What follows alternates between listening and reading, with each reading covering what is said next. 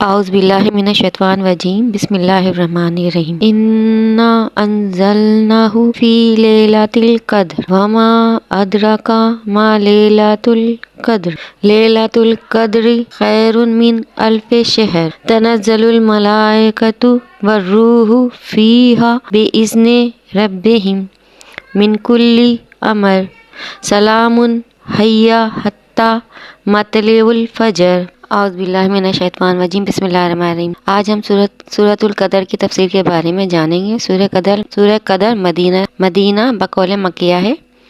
اس میں ایک رکوع 5 آیتیں ہیں۔ اس میں ایک رات کا ذکر ہے، جس رات کا ذکر ہے اسے لیلۃ القدر کہا گیا ہے، اور شب قدر برکت والی رات ہے۔ اس کو شب قدر اس لیے کہتے ہیں، اس شب میں سال بھر کے احکام نافذ کیے جاتے ہیں اور ملائکہ کو سال بھر کے وظائف خدمات پر مامور کیا جاتا ہے، اور یہ بھی کہا جاتا ہے کہ اس رات کی شرافت و قدر کے باعث اس کو شب قدر کہتے ہیں، اور یہ بھی منقول ہے کہ اس رات کو عمل صالحہ مقبول ہوتے ہیں اور بارگاہ الہی میں ان کی قدر کی جاتی ہے، اس لیے اس رات کو شب قدر کہتے ہیں۔ احادیث مبارکہ میں اس شب کی بڑی فضیلتیں بیان ہوئی ہیں۔ بخاری مسلم کی حدیث میں ہے کہ جس نے اس رات میں ایمان و اخلاص کے ساتھ شب بیداری کر کے عبادت کی، اللہ تعالیٰ اس کے سال بھر کے گناہ بخش دے گا۔ آدمی کو چاہیے کہ اس رات میں کثرت سے استغفار کرے اور رات عبادت میں گزار دے۔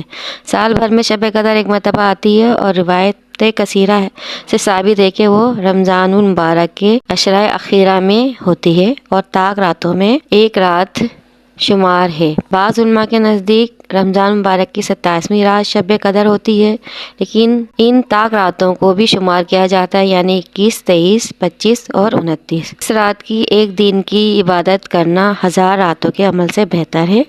حدیث شریف میں ہے کہ نبی کریم صلی اللہ علیہ وسلم نے یعنی کہ گزشتہ ایک شخص کا ذکر فرمایا جو تمام رات عبادت کرتا تھا اور تمام دن جہاد میں مصروف رہتا تھا۔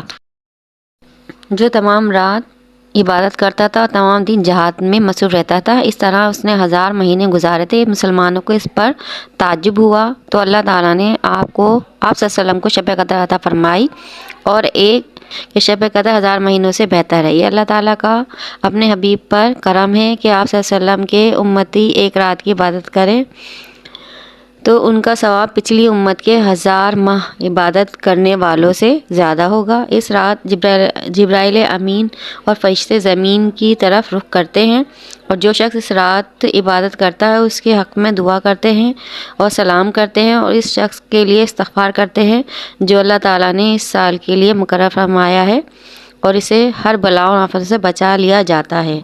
اب میں اجازت چاہوں گی، مجھے اپنی دعاؤں میں شامل رکھیں۔ اللہ نگہبان۔